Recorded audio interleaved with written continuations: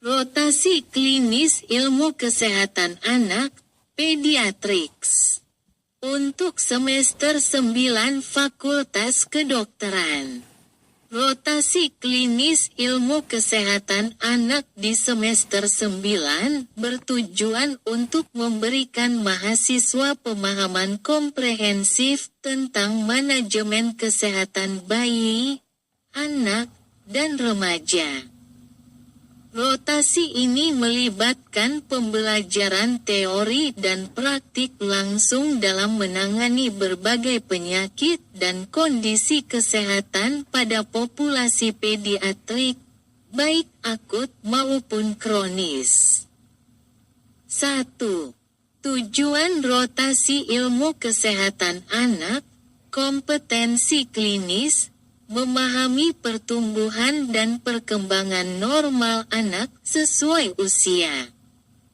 Mengidentifikasi dan menangani penyakit pediatrik akut dan kronis. Mengedukasi orang tua atau pengasuh tentang pencegahan penyakit dan pengelolaan kesehatan anak. Kompetensi prosedural, melakukan tindakan klinis dasar pada bayi dan anak, seperti pengambilan darah, pemasangan infus, dan resusitasi neonatus. Komunikasi dan kolaborasi, mengembangkan keterampilan komunikasi dengan anak, remaja, dan keluarga. Berkoordinasi dengan tim multidisiplin, seperti perawat, ahli gizi, dan spesialis lainnya. 2. Struktur pembelajaran dan aktivitas harian.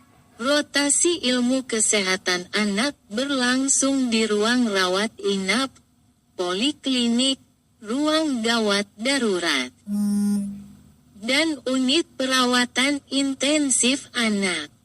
A. Visite pasien, walk round.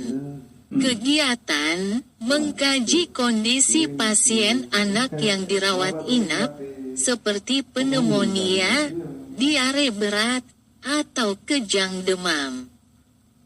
Mendiskusikan rencana terapi dengan tim medis. Tujuan, memahami perjalanan klinis penyakit anak dan manajemen holistik. B. Poliklinik anak, outpatient clinic.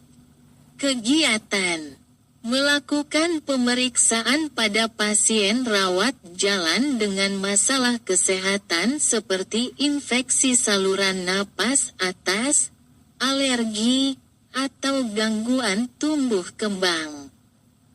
Memberikan imunisasi sesuai jadwal nasional. Tujuan, mengembangkan kemampuan diagnostik dan terapi pada pasien anak yang tidak membutuhkan rawat inap. C. Unit gawat darurat anak, pediatric emergency room. Kegiatan, menangani kondisi emergensi pediatrik, seperti dehidrasi berat, shock sepsis, atau status epileptikus. Berperan dalam stabilisasi awal sebelum rujukan ke ICU atau rawat inap. Tujuan, memahami triase dan penanganan cepat pada kondisi kritis. D.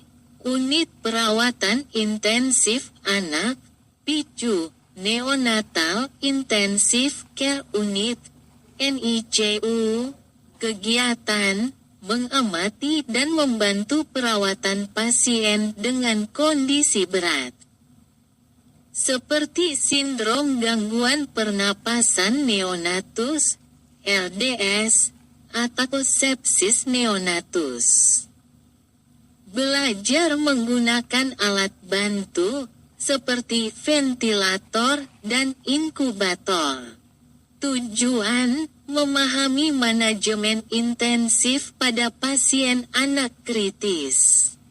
3. Penyakit dan kondisi yang dipelajari rotasi ini mencakup berbagai penyakit yang umum pada anak, bayi, dan remaja, yang dikelompokkan berdasarkan sistem tubuh. A. Sistem pernapasan penyakit utama.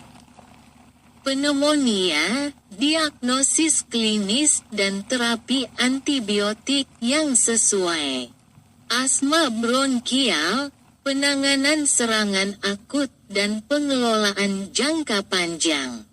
Keterampilan, auskultasi paru-paru dan manajemen oksigenasi. B. Sistem pencernaan penyakit utama, diare akut dengan dehidrasi, rehidrasi oral dan intravena, serta pencegahan komplikasi. Malnutrisi, diagnosis klinis dan terapi nutrisi sesuai tingkat keparahan. Keterampilan, penilaian status hidrasi dan pemberian cairan intravena. C. Sistem saraf penyakit utama, kejang demam, diagnosis, pencegahan komplikasi, dan edukasi orang tua. Meningitis bakteri, penanganan awal dan terapi antibiotik. Keterampilan, pemeriksaan neurologis sederhana dan interpretasi hasil lumbal fungsi. D.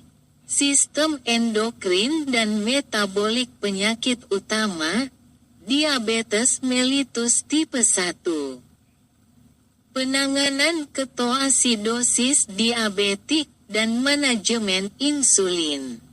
Hipotiroidisme kongenital, diagnosis dini dan terapi hormon. Keterampilan, interpretasi hasil tes fungsi tiroid dan glukosa darah. E.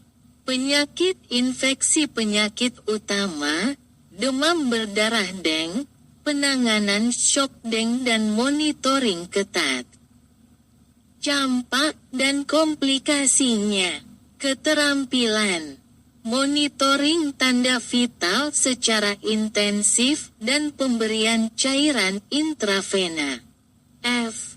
Gangguan tumbuh kembang penyakit utama, gangguan spektrum autisme, identifikasi tanda dini dan edukasi orang tua. Keterlambatan perkembangan motorik, deteksi dini dan rujukan ke fisioterapi.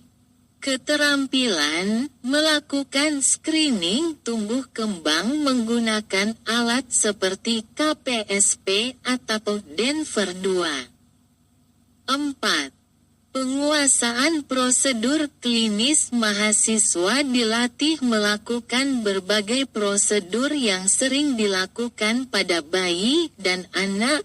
Prosedur dasar, pengambilan darah kapiler, vena, dan arteri. Pemasangan infus perifer.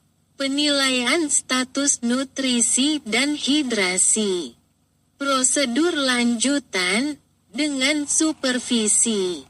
Resusitasi neonatus menggunakan alat bantu pernapasan. Lumbal fungsi untuk diagnosis infeksi sistem saraf pusat. Aspirasi cairan pleura atau peritoneal pada kasus spesifik. 5. Metode pembelajaran A.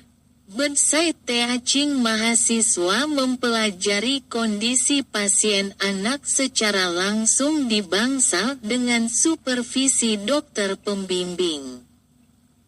B. Diskusi kasus, mahasiswa mempresentasikan kasus klinis, mencakup anamnesis, diagnosis, patofisiologi, dan manajemen pasien. C. Simulasi klinis latihan resusitasi neonatus, dan penanganan emergensi pediatrik menggunakan boneka simulasi. D. Observasi dan partisipasi mahasiswa mengamati dan membantu prosedur diagnostik dan terapeutik di ruang rawat inap atau NICU. 6. Penilaian-penilaian dalam rotasi ini mencakup berbagai aspek. A. Evaluasi harian partisipasi dalam visi T, diskusi kasus, dan aktivitas klinis.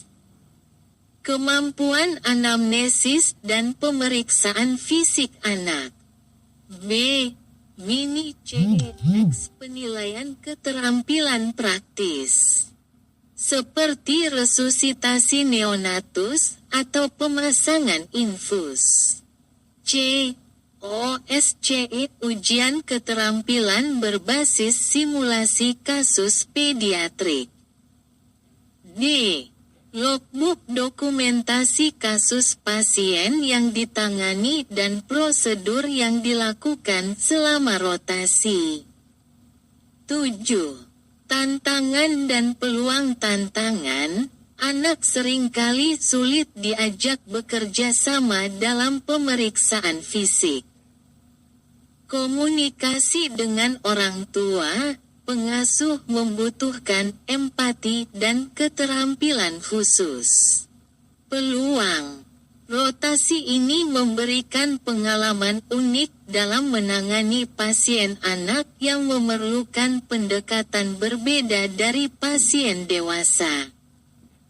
Mahasiswa belajar pentingnya deteksi dini dan pencegahan komplikasi pada penyakit pediatrik.